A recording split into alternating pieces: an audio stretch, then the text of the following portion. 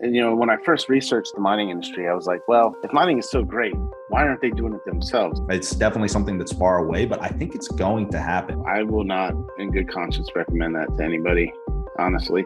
First of all, you might burn your house down. It's a very broken system today, and I think that Bitcoin fundamentally solves a lot of those issues. Month after month, I was using credit cards. I knew it was temporary. I was doing whatever I could, keep it going. I just had to make it till the market returned. So, Brett, I would like to thank you for coming on to this podcast. You are deep into the mining industry. You've got some really fascinating insight. So how about you just talk a little bit about how you got involved in mining, and then we can dive right into the things that you're seeing today on the front lines. Yeah, sure.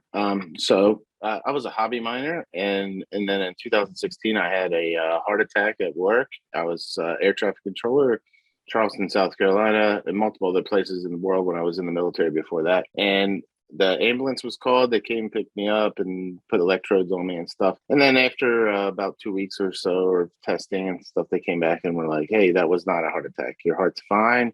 You had a panic attack. You have anxiety issues. And so the FAA grounded me, yanked my medical certificate. And so I had a bunch of I've always been a tinkerer. I had a bunch of side projects, one of which was Bitcoin mining. It was just like a hobby, like I said before. I just started spreadsheeting out everything that I was doing to see where I could make revenue. They took care of me, the government. Like I could see that I had to do something else. So with the family and everything, I have 3 kids. I just had another baby, actually. I wanted to spend more time with the family anyway, so it kind of worked out. So Bitcoin mining on all my spreadsheets, that was the one that looked like it had the most promise. When I saw the numbers, it made sense, and I put my life savings into it. Not at first. It started gradually, and then it was like a snowball effect where next thing you know, I started with like a mine of 12 miners, A6 S9s. And then at some point, a light bulb went off and everything clicked like, hey, this is the future. I put it all in and built like a 0.5 megawatt out in an old Navy shipyard in North Charleston. It's no longer there. They sold the building, and that went out of business probably 3 years ago now. We had 300 ASICs at one point running, and the whole thing, I knew nothing about Bitcoin mining. There was no consultants or anything. Like, we just had to figure it out, and learned a lot from that experiment. A very expensive experiment. That was my introduction into the space. And of course, it took me 1 minute to say, but it was like a 2.5-year process of really going all in on Bitcoin mining. Then when the bear market happened in, was that 2017, yep. 2018? So you started mining in 2015? No. I started like understanding Bitcoin in 2015. I saw a TED talk and followed the rabbit, led me to buy Bitcoin, and then led me to Bitcoin mining, which led me to Bitcoin repair. So I went and got Antminer certified by Bitmain in 2019, which was towards the end of my mining experience on my own income. I was going to build a repair center. And I felt like that was a natural evolution of things. You build the mine, you learn how to repair your own miners. Then I was like, hey, now I can fix other people's miners too. So I thought that was good. But then the landlord sold the building, and then it was the bear market. Bitcoin was like 3,000, and it was 6 cents a terahash. It was crazy. I shut it down, got into web development, and procured a bunch of clients that way. And I was just building websites for about a year until this most recent rocket ship took off in January of this year, like a year ago. Then I started getting these calls again. People that have seen a YouTube video about me or something like that. And they're like, hey, can you come help me do this, that? And I was like, sure, it's kind of fun. But now I'm like all the way in again. And I don't have time to do web development or anything like that. I'm just building this business. The Blockyard's been kind of taken off this year, like gangbusters. And we can talk about that later if you want. But so that's what kind of got me into Bitcoin mining. And it's just been like, even to the point where Bitmain called me back this year. And I went and did the first cohort in the United States for the S19 repair. I was the lead instructor for that. And that was just like a month ago in West Virginia. I think they're already on cohort 3. So now it's like, I kind of feel like a veteran a little bit. Yeah, it's only been a couple of years, but I guess in like crypto years, that's like, like dog years, right? 1 year equals 7. So yeah, it's actually crazy when you think about it, just because the industry is so young. People who've just been in the industry for, let's say, since 2017. I mean, they've been through a lot. Yeah. Then you go all the way back to 2015 and 2013. in the grand scheme of things, 8 years doesn't seem like that much, but in crypto years, it's like as far back as you can really go when you're talking with people. Well, yeah, like 2011 is like when, you're about talking about Mt. Gox and all that. And then like, I actually have friends that lost money on Mt. Gox, and those guys are like the Yodas, they're like, that was only like 2 or 3 years before me, but still they're like the master Yoda or the guru of Bitcoin, because they were back then, and it's like a badge of honor to lose money on Mt. Gox, right? Oh yeah. I'm not that early, but yeah. Well, from your perspective right now, I know that you have a lot of insights into what's happening in mining, things that you're seeing, things that you're noticing. I'd just be very curious to hear how you think that the next, year plays out within this industry. Everyone's looking at how the different cycles and previous halvings have played out. And now we're kind of looking at what's coming next. And that's all within the context of all the craziness that's happening with COVID, just the global financial system. So I'd really be interested to hear your take on what's going on right now. When I got pulled back into the Bitcoin mining world with my brief sabbatical there, it was only like 6 months, but again, that's like 3.5 years in crypto, right? So I pulled back in after 3.5 years, crypto years of being absent. And then now I'm like, okay, it's just another FOMO cycle, right? People are just losing their minds. They're paying. I sold like my S9s off for I basically gave them away. And then I had an S19 on back order that was just coming. I was going to play with it. It was like batch 1 S19. And I had a bunch of credits in my Bitmain thing. I got it basically for free, but it was like $2,500. So as soon as I got it, I sold it for 3,000. And I couldn't believe it. I was like, you're going to pay 3,000 for this? Okay. But now, if you know anything about S19s, they're going for like $11,000 right now. That's insane. And so I just naturally thought it's got to be FOMO, right? And maybe it still is. A lot of these guys that I just described as Yoda or Grandmaster or whatever, even I'm hearing from them that they're all kind of starting to say that this time is different. I'm almost at 50% starting to believe that this time is different. Maybe it's not, maybe there's still going to be a pullback, but definitely feels different. And when I'm out in the field right now, we've got the Blockyard has teams in a couple of different locations around the country right now working at these 25 plus megawatt facilities. And I mean, there's a lot of capital that's been deployed that isn't just going to go away during a bear market. So that tells me there's going to be some kind of solid support level that we haven't seen in like we had in the past. Like in the past, I had a 0.5 megawatt mine. Probably it was either the largest in South Carolina at the time or one of the largest. Like I don't think there was a lot of competition. I think there might have been one up in Greenville that I heard about. It might have been in the 5 megawatt range, but I was a pretty big mine for 0.5 megawatt. That was decent. Now you're just like, that's nothing. That's a drop in the ocean. Now you've got just 25 megawatt farms just popping up there everywhere. So like, that's not going to go away too easy. If you know how hard it is to build a Bitcoin mine from scratch, you're going to put in a lot of time and energy to build that. You're not just going to walk away from it when the market hits. And even if you're 6 months at a loss mining, I don't think you're walking away from it either, especially if you're a publicly traded company. So that the whole dynamic has changed. I mean, I'd like someone to do research on like how many publicly traded mining companies there are, because I think those are the ones that are going to probably weather the storm. There's got to be over 10, right? There's got to be probably around 20. And if each one is like to build a 25 megawatt, I mean, that's tens of million. I mean, I can't even imagine. It's got to be at least 20 million. I don't know. Like, I don't have that kind of money. I just work for them. So I know what they pay us. I'm telling you, that's a lot of money to walk away from. So in that sense, this time is different. I think there'll be a lot more stable bottom to look at. Now, I guess that would open up a whole nother question about economics of Bitcoin mining. So like what creates these bottoms, that kind of thing. Yeah. I don't know, but I better actually stop. Just to take a step back and make sure I'm following you properly. So what you've noticed is that there's just so much more capital coming in. So a lot of these people are saying that this time is very different and that the floor is going to be much higher because there's so much capital that's into the mining that is going to hold up a higher floor. Is that right? Yeah. Or am I missing anything? Well, like the thing is, like the cycle, the bear bull cycle has happened 6 or 7 times now, maybe even 8, and it's always the same pattern. It's kind of like there's a micro pattern inside of an adoption curve, and like an adoption curve being the adoption of any kind of technology, like a microwave, for example. It starts out here slow, but it exponentially, but then it levels off. I don't know if I'm in the screen or not, but it levels off, and Bitcoin is kind of like that, in my opinion. This is not financial advice, by the way. But my opinion is it's like an adoption curve. But inside of that, you have micro adjustments, and that kind of follows the whole loop thing that you see, like these waves. It's really interesting that occurs in a wave form as well, which is kind of interesting because most things are in wave forms, and the fact that Bitcoin is functioning as a wave. Its wave function shows me that it's mostly mathematical. And so I kind of approach things mathematically like that. And if you do that, you can extrapolate out and make price predictions. But it's really, what's hard is to understand where the variables are.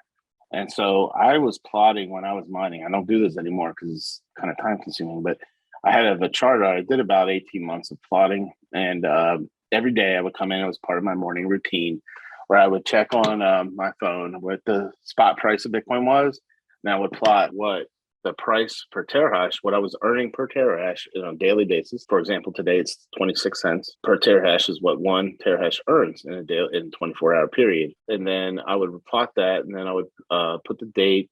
Then I would put what my electric cost was, where my meter was. I would do a manual meter reading, and I would just track it out. And then I would turn it into charts and graphs and try to extrapolate out, like, where would we be in 4 years after the next halving, which was like right now. And I don't think I was accurate, but I feel like I was on the right track, because I kind of predicted it to be like around 260,000 right now, and then crash to about 40,000 over the next 2 years, I think is what I was thinking. But I don't know if that's going to happen, because that was based on the information at the time. But I think if there's like this other guy that I like to follow, pretty genius actually on his charting. In my opinion, he's a genius, because he's like invented all these metrics, and he knows like on and off chain analysis and stuff like that. His name is Willy Woo.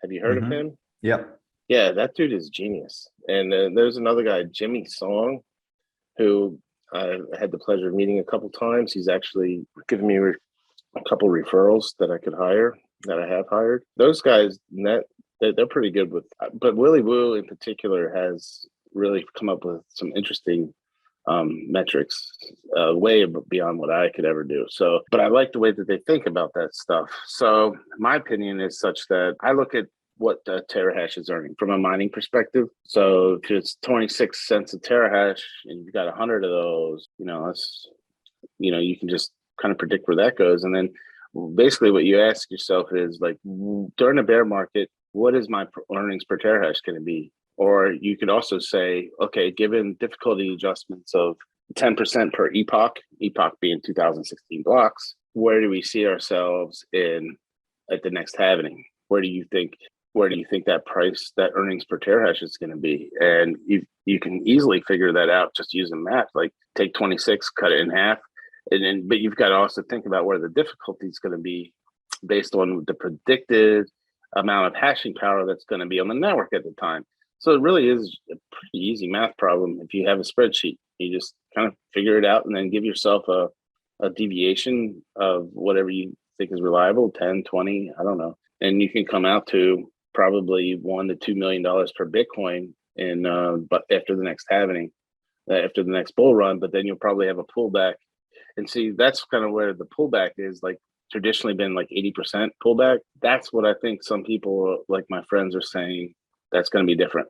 Like, it's not going to be an 80% pullback. Like, it's going to be more like 50 or 40% pullback. Sorry to just jump in, because I think you touched on a really interesting point here, is like, with all these different variables, you can go and you can really have some sort of predicted analysis onto where the price is going.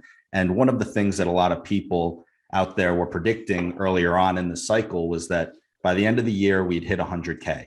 And that was the prevailing narrative. And right now it's December 23rd, and I don't know what the price is as of right now, but it's probably in like around just under 50K, like 49K. That is nowhere near the 100K that everyone predicted. So my question to you is, when do you think we're going to go and hit that next leg up? And why didn't we hit that 100K that everyone was talking about before the end of the year? Yeah, that's the $1 million question, right? Like economists, there's like a couple different schools of thought in economics, and the ones that I think are more accurate are the ones that take into account emotion, because I think emotion can't be, I think it's a necessary metric. The hard thing is to measure emotion. Somebody created a sphere index thing that I think is pretty cool. I don't really know how it works, but I think when everybody thinks it's going to go above 100, it's not going to. So I think if once we get some micro capitulation to occur, which is what's happening now, and people become, so right now we're finding a floor. Who controls that floor, in my opinion? And this is debatable, but my opinion is the miners, because who controls the supply? In economics, you have supply and demand, right? And who's the supplier?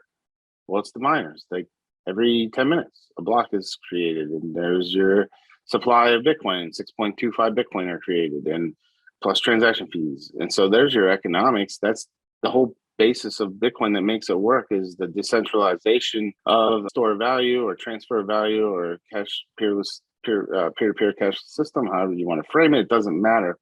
It works because of the economics of game theory, which is incentivization. And that is the same thing that makes pretty much anything work in this world. That is what set my light bulb off like so many years ago, that made me go all in on this, is that there's a solid way to incentivize something to occur. And in this case, it's the supply of Bitcoin is controlled, and it's incentivized appropriately and decentralized enough to be stable. So you need to go all in on it. Like, in my opinion, if you like money anyway, you should go all in on it. The thing is, predicting all that is very, very difficult, because who can predict human emotion? I mean, who knows where that's going? So I think right now you see people kind of micro-capitulating. The holidays, they want to get rid of some risk. They want to buy some presents for people. They don't know what's going to happen with COVID. We've got Omicron and, all kinds of stuff going on. So probably once people realize it's not going to go much lower than where it's at, or maybe it does go a little bit lower, then they'll become convinced that this is the floor is in, and they'll just start buying it back. And then once the first couple whales buy some bunch of Bitcoin, and it'll just trigger a buy of another cycle up, and it probably will go above the last time highs. You might see your 80, 90K, and it'll do it again. So what I would think is, based on that synopsis that I just outlined, which is again just my opinion, you're probably going to see that continue, that little loop cycle continue. I don't think the bull market's over, because we have a ton of hash power to come back on. I mean, just based on from what I know from the word on the street, like I have no hard evidence for this, by the way, but I still think we have probably 1 to 2 gigawatts of miners that could come online before July. And I mean, and that is like quick. Like if that happens by July, I would be surprised it does, but I think they will probably start coming online by May, June, July. Like a lot of people make promises they can't keep. Like, and it is a lot harder to build a Bitcoin mine than you think it is. Like most people think you just put them in a shipping container and plug them into power and you go.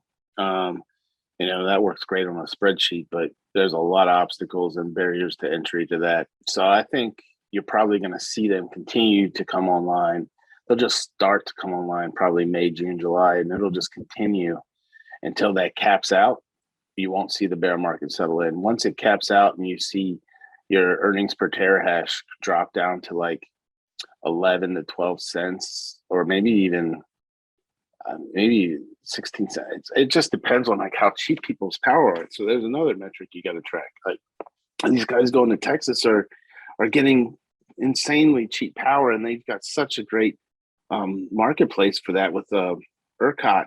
How they trade and sell power credits and all that stuff. Like that is the model right there, man. Because if Bitcoin becomes, although that's going to change the dynamic, isn't it? So if Bitcoin drops and it's not profitable to mine, even in Texas, then their hope is maybe to sell the power credits back, or they're going to play that game. But now you've got every miner in the world in Texas. They might not be able to even sell their power back because there's going to be so much power there, just like not being used. So this is going to be really interesting to see what happens. And I think what you're going to see is like some form of mining centralization occur. Actually, most likely it's going to have to naturally happen. Somebody's going to have to. You're going to see like some kind of like coalescing of miners, like kind of like in the oil industry, somewhat. Yeah.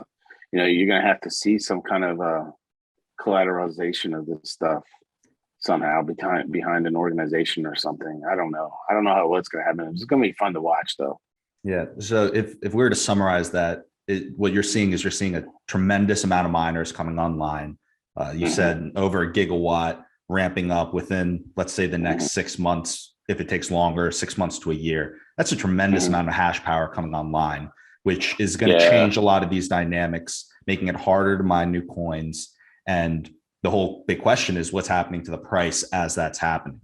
You would think logically, if it's becoming more difficult to mine, and you're seeing more capital come in on the mining side, that it makes the Bitcoin network more valuable. So you would assume that next leg up in Bitcoin price is happening at that time. And that seems to be the prevailing narrative. Everyone thinks that you're going to have this next run up. I personally am of that opinion. But then you brought it a step further, which was interesting, on the actual power price that these miners are getting on the electricity. And so you're saying that you think that the electricity is so cheap for some of these larger miners that the other miners that aren't as large aren't going to be able to compete if the price drops. And so if that happens, you're going to see mining become more centralized. Right. And what I've been telling some of my clients, and I understand that they don't listen. Like I get it, because I didn't listen either, and I didn't listen to myself. Like you get all excited and you want to just deploy capital. I know that feeling, and you want to do it as quick as possible. And so, you're willing to like put yourself into a position where you're going to pay. Like right now, you're going to be able to mine at 10, 14 cents. I mean, I didn't do the numbers, but I'm willing to bet for the next gen equipment, you could probably mine just about anywhere and make money right now. But those are going to be the first to go. Like honestly, 6 cents a kilowatt hour, half of that, they're not going to make it either, I don't think. But that brings up a really good question. I'm wondering, after we go through this next cycle, with so many miners coming online, what do you think that price floor is going to be for the miners of this next cycle? And to put it into perspective, my understanding of the last cycles, like the floor before it started shooting up, you had to be getting power at around, like running it, hosting, not just the power cost, but running it at about 7 cents all in. Was that the floor that you saw during the last cycle? That is just like what I was seeing and sensing, but I guess that all depends on your uptime. But what was the floor of the previous cycle based on your estimation? And what do you think that the new floor is going to be in this next cycle? Well, I know exactly what it was because I documented it all. But my all-in rate was 5.9 cents, which wasn't bad, especially in South Carolina. And that was because there was a lot of handshake deals. Like I was piggybacking off of this industrial guy, and like the electric company didn't even, like he worked it out with me. That's all I had to pay. Like you can't actually get that rate where I was at. Like unless you know, like you just worked it out on the side, that kind of thing. That's another reason why when they sold the building, that didn't transfer. So like I would have had to go back up to the 8-9 cent range, which would have definitely not worked. So, but at 5.9 cents, where during that run, I was not profitable. I was floating. I had to float month after month. I was using credit cards. I mean, I knew it was temporary. I was doing whatever I could to keep it going. I just had to make it till the market returned. Just couldn't keep it going. And that's what that's going to happen to a lot of people. And what I saw was during the worst part of the mining market during that time, it hit 6 cents per terahash. That's what it was earning. 24-hour period. It hit that for like 2 to 4 weeks. And that was the lowest low. But on average, I think probably for most of the bear market, I saw 10 to 14 cents. Then there was some uptime. There was a couple bright spots where like maybe a week or two, I had to hit like 18, 20 cents per terahash, if I remember correctly. And then, I was like, oh, we're back, and then it would go down again. Yeah. But like, But it rode that for months, like probably six to 8 months. But the total market cap of Bitcoin at that time was, I don't know, man. I think it was like 20 to 30 million on coinmarketcap.com. I mean, it wasn't nothing like this. Like, what's the total market cap of Bitcoin right now? Do you know? Yeah, It's it's got to be like 1.149 trillion as of a few days ago. trillion. I mean, that's like insane. Of That's Bitcoin's market cap. Yeah. yeah, Yeah, it's yeah, over like, a trillion. Yeah. yeah. That's incredible. That's great. That's great Yeah. news. So we've got like different environment. So like now, I mean, I guess you're going to get to a point where everybody that's not probably a publicly traded company will not survive, or somebody who doesn't have the money to float the losses long enough. The question would be like, what is the length? Like, how long do you need to prepare to float your losses? Like, can you operate at a loss? And what are those losses going to be? Because your electric bill, if you know how electric bills work, you've got a demand charge in there. Mm-hmm. And so even if you completely turn off, you have to pay that demand charge. And it ranges from, I've seen as low as $2 per kilowatt to as high as $17 per kilowatt, depending on where you are in the nation. And I've done a lot of site selection research in different states. And there's some pretty sweet deals, and then other ones not so much. It really depends on what you're willing to give. And yeah, you're going to be paying even if you turn all your machines off. So it's going to be really a matter of who can survive the longest at a loss, and like how much can you withstand. So if you take that logic and you extrapolate it back to where I was, and I say 6 to 8 months of losses, and my losses weren't like tremendous. They were just like, 10 grand, and a half megawatt mine, it wasn't much. I think, 10 grand a month or something like that. Cause there's operating expenses too. So I actually converted everything, what I say 5.9 cents kilowatt all in, that was just energy cost. If you take all my other expenses that I had, like I had 2 employees, I had the rent, there was equipment and maintenance, all those expenses put in, and then I would calculate what my total operating cost per kilowatt hour was, just because I was thinking in terms of energy. Mm-hmm. It was actually right around 10 to 11 cents per kilowatt hour. Yeah. So if you took all that out, I probably was breaking even on the mining side. So I had to pay out of pocket every month just for all my other operating expenses, which were kind of controllable, which is nice thing about it was, I didn't need my personal assistant anymore. Maybe I laid her off, and then I was able to cut costs in other ways to keep things going. I was being as responsible as I could to figure things out. So I kind of like that you control those kind of costs. So that will help some people if they start thinking in that direction. But yeah, I might have lost. Did I answer that question, or I might have been getting off track there? This is like my first podcast. And like, it's been like 2 years, 3 years since I ever did a podcast. And my first one was pretty terrible. When I looked at it, when you said, "Hey, do you want to do a podcast?" I looked at that podcast and I was like, "Oh God, I hope I don't look like that again."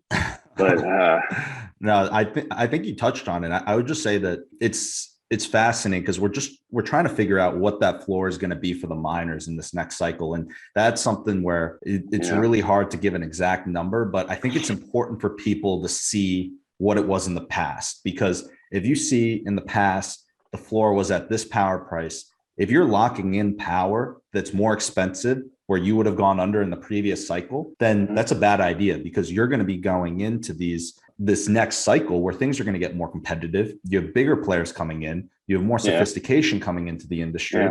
So the margins are going to get squeezed. It's going to be more difficult. So I think for any miner out there who's listening, just keep in mind what happened in the past and try and figure out, are you locking in a deal that's going to allow you to run a profitable business during the bear market? If your electric rate isn't going to be that high, then budget for it. Make sure you've got operating expenses for at least 6 months covered when you have such high gains. Don't get short-sighted about it. Right. Granted, this isn't financial advice, but I think that you have a lot of miners out there who are watching this that are trying to figure out, okay, what are the decisions that we're going to make? How are we going to stay afloat during that bear market? And people who are new to it, they could get wiped out. And it's going to be important that when they do have the opportunity to cash in those big gains, that they're just aware that there's going to come a time when the mining is not going to be nearly as profitable because you have all this equipment coming online. You have like over a gigawatt of equipment coming on. That completely changes the difficulty. And a lot of that equipment's coming on at cheaper power than you might be running. And so if that's the case and you're listening to this, you want to financially plan for a bear market if it does happen. Yep, I do. Yep, I think that's the key. And so if 5.9 cents did not work for me in the past, then it would be foolish of me to try to do that again. Now I need to be definitely below that. And I also need to probably a lot below that. I think, yeah, I firmly believe you should be in the 4 cent range at a minimum. Like even at first I was like, at the beginning of this year, I was like, yeah, anybody above 4 cents is going to get wrecked. And that was my thought process. But I know a lot of big miners that are hosting people, and they are, some of them as high as 8 cents. And now they're even doing profit sharing at like 10% on top of that. And that's how desperate people are to get their machines running. They're still profitable after all that. But that's not going to last. That kind of deal is a short-term deal to get your kind of foot in the door type of thing. And people are even doing outrageous deposits and stuff just to get their miners online. And there's a lot of money, people that have invested in that kind of thing. And that tells me that it's going to be a lot harder to get people to capitulate this time around. I think those people, though, definitely need to be saving their money if they have a long-term contract. Ideally, you don't want a long-term contract for hosting. I don't think the hosting companies would like me saying that, but that's going to be a whole nother economic thing. If you're building a mine just to host for people, that's one set of problems. That's one model. Then there's the model where you're a big company, you're funded independently, you have your own miners, and those guys are probably more secure. They don't want to host. Then you've got there's only a couple of these like Bitmain for when they manufacture and then they host their own machines, and they're building their machines. I mean, if you think about it, I bought an S19 for $2,500 when they first came out, and that was during the bear market, and it was just starting out. So that tells you, like, if they're even just doing like 150% margins, I mean, on their product, they're building those machines for less than $1,000. You know, they're killing it right now. And you know, when I first researched the mining industry, I was like, well, if mining is so great, why aren't they doing it themselves? I researched that. I'm like, oh, they are. So they first mine themselves, and once their mines are filled up, they're selling their surplus to us. So I would say at the bottom of the barrel, like the people that will outlast everybody is going to be like Bitmain, Canon, Avalon, WhatsMiner, MicroBT, and Silicon. All these manufacturers, they're the ones that are going to win, like outlast anybody else. And then the second tier people are the guys like Riot Blockchain and that kind of model, that they're just massive, and they know how to trade energy credits. They know all the stuff that they need to know about all these metrics that we've been talking about. Those will probably be the next. They're probably, I don't know much more about them, but but the small guys, like building in their garage, buying an $11,000 miner and putting it in your garage, I will not in good conscience recommend that to anybody, honestly.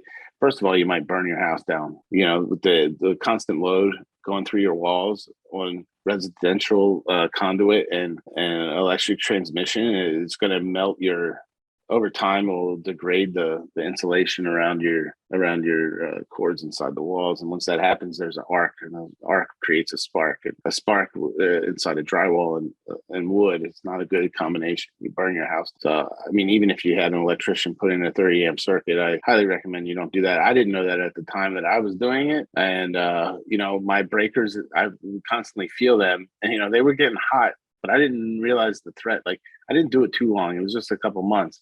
But over time, if you do that long enough, you're definitely at a fire threat. So I would definitely take this opportunity to warn these guys not to do that.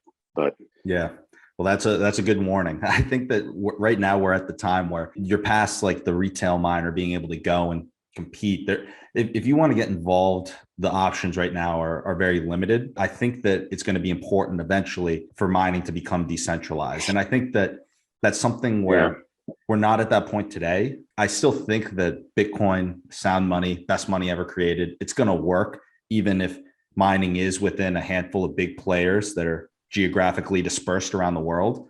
But I do think that with people owning Bitcoin, they should have the chance to own Bitcoin miners. And I'm hoping that that becomes a reality as the industry continues to grow and mature. I also think that you're going to see a blending of the mining industry and the energy sector. We've already started to see it, but I think that as the industry continues to mature, that's going to overlap even more and more. And you might see a lot of the biggest energy companies in the world become the biggest miners in the world merge with some of these energy companies. I think that that's something that's inevitable, really.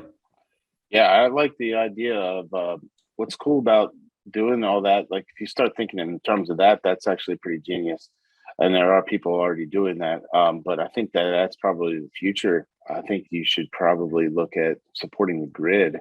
And instead of trying to do a 24/7 constant load situation, you have demand response where you can go in and during their off-peak hours, suck up the energy that's costing so much money to just keep online. That's the whole premise of the demand charge that they give you, that you have to pay whether you're running your miner or not. That's supporting the infrastructure to keep the grid powered so you can have a demand response.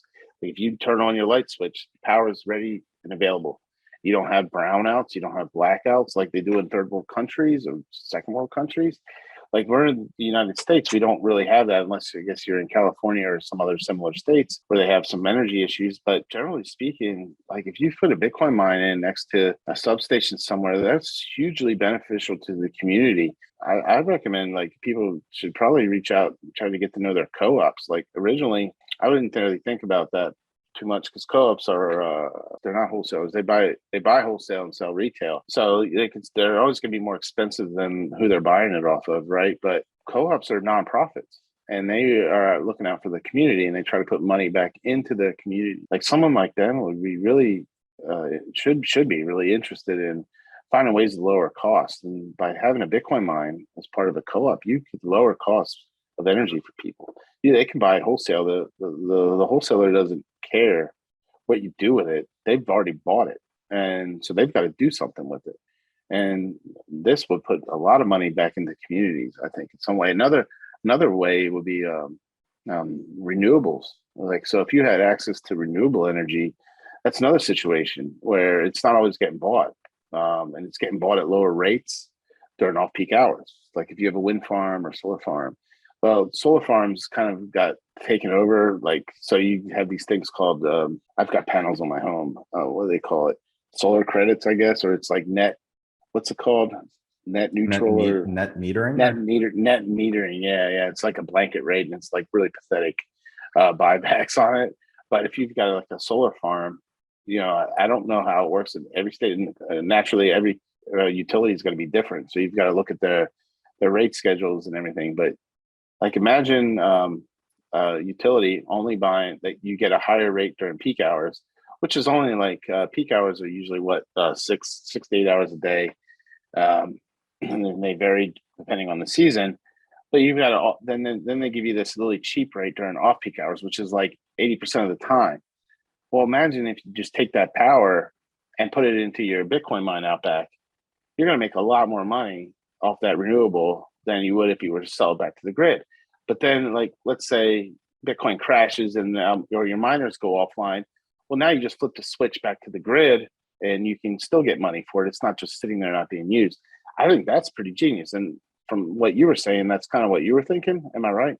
Yeah, and this is where it gets very philosophical, but I think at its core, when you look at Bitcoin as sound money and you look at Bitcoin mining as a support, like the underlying foundation, Bitcoin mining is almost like a battery in cyberspace, right? It allows you to go and capture value today and put that value, fundamentally changes humans' relationship with time and with energy. And I think it's something that's so fundamental that's going to shape the fabric of reality, not just today, but into the future. And I almost see that playing out as something like distributed computing systems around the world, kind of like what you said, where let's say that you have different distributed computing centers where you have the ability to mine Bitcoin, which is supporting Bitcoin's underlying network of sound money for human society.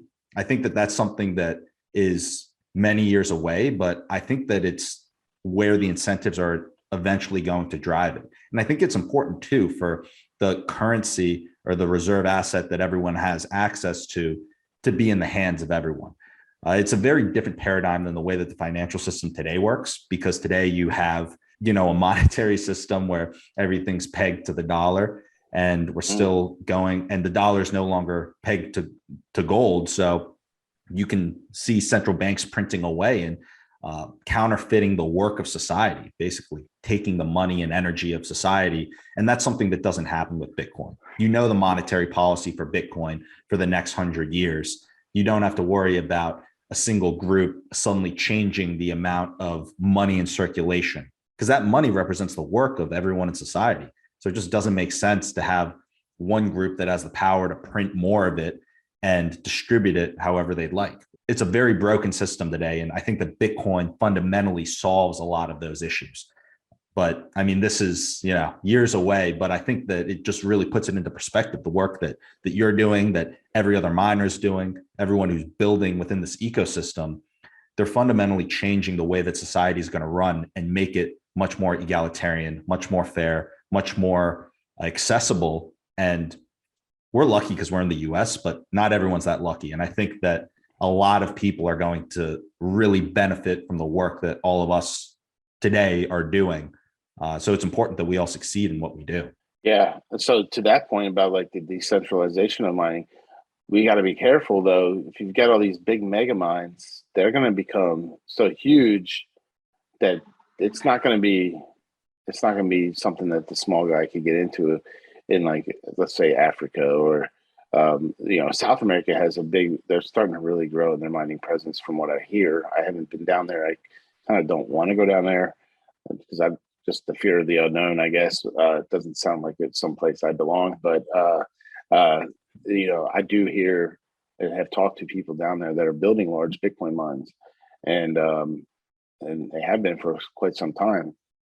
But what about like the small guy, like, and back to the renewables again, like what if there was a way that we could, I just kind of had an idea when you were talking. I was like, what if there was, and this is the pipe dream, like, and there's probably not a way to do this yet, but that would be cool if there was a way to like have a package deal where you got a miner with a solar panel on top of it. But you would need a lot of solar panels for a miner. But I'm just saying, like, if there was a renewable way to have like little micro mines just for like maybe like a village in Africa where they could just set up one miner or whatever, but it was like an all-in-one deal, and then that could generate enough revenue for that entire village, and it would be renewable energy. And then when they maybe needed to charge their laptops or something, they could just plug into it as well. Because I mean, on the grand scheme of things, if you're producing 5 kW, because that's probably what you would about need for a next gen, to be reliable, 5 kW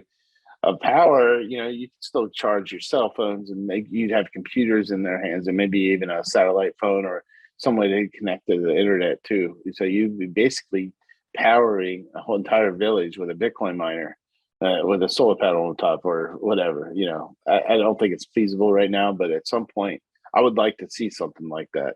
And that would definitely give people the ability to be decentralized a little bit more. And maybe it wouldn't be Bitcoin. Maybe something like that would have to be something a little bit. Maybe Bitcoin's just going to be. Maybe it's too late. Maybe it is going to be so big that it's industrialized. Maybe you're going to have Dogecoin powering.